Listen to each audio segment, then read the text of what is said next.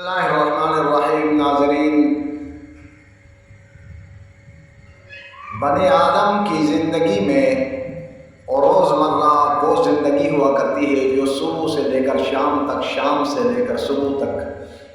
اور اس روزمرہ زندگی میں اس پرفتن دور میں آپ نے دیکھا ہوگا ہر آدمی پریشان ہے، اور گھروں کے اندر جھگڑے، فساد، فتنے اور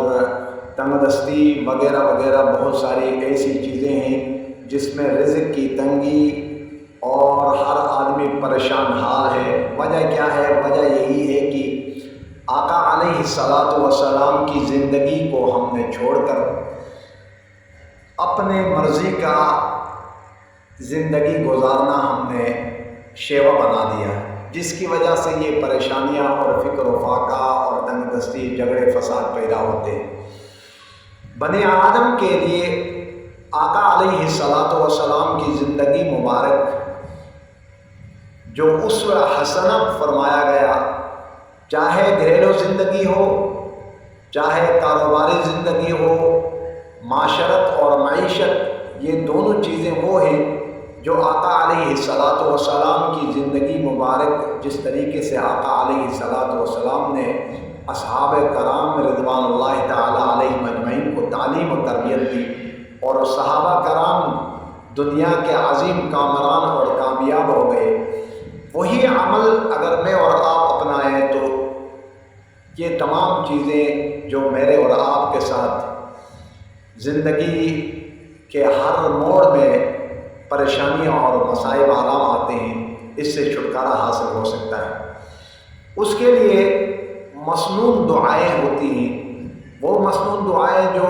انسان گھر کے اندر داخل ہوتا ہے، گھر سے باہر چلے جاتا ہے، رات کو سوتا ہے، صبح اٹھتا ہے، پھر قضاء حاجت ہے، قضاء حاجت سے فراغت ہوتی ہے، یوں سمجھ لیں ماں کی گود سے لے کر قبر کی لحد تک، بیت اللہ سے بیت الخلاء تک،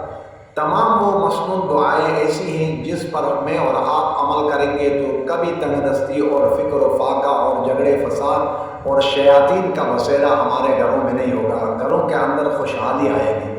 اس کے لیے میں نے سوچا جیسے قرآن کریم کی تلاوت آپ حضرات کو روزمرہ زندگی میں آپ کو پڑھا رہا ہوں، ہر روز کے دو اور ایک سبق جو ہے نا آپ کو ترتیب سے چل رہا ہے تجویدی قواعد کے ساتھ، اسی طریقے سے یہ دعائیں بھی ضروری ہیں، میں اور آپ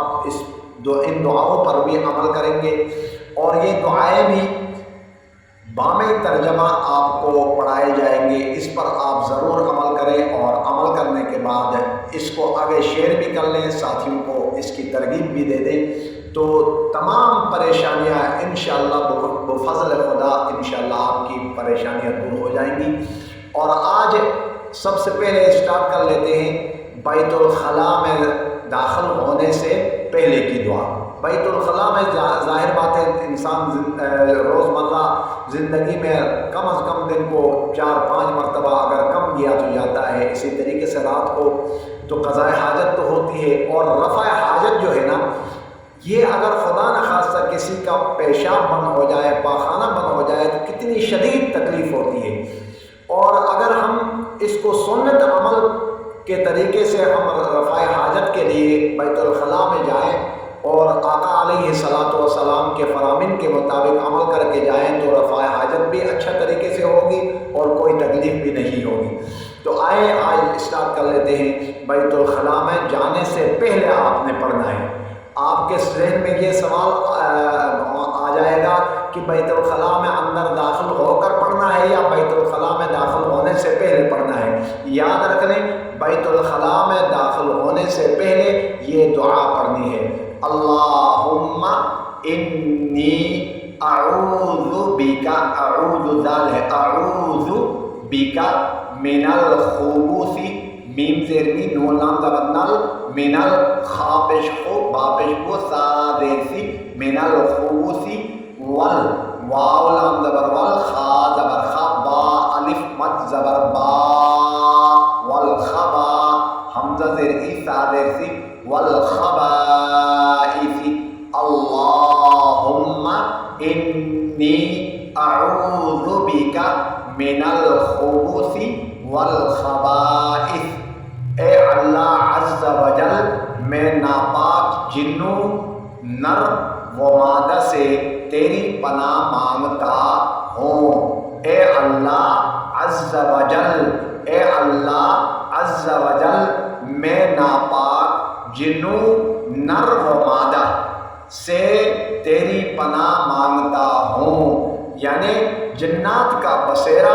زیادہ شیاطین کا بسیرا کہاں ہوتا ہے؟ بیت الخلاء میں ہوتا ہے۔ آپ بیت الخلاء میں یہ پڑھنے سے پہلے،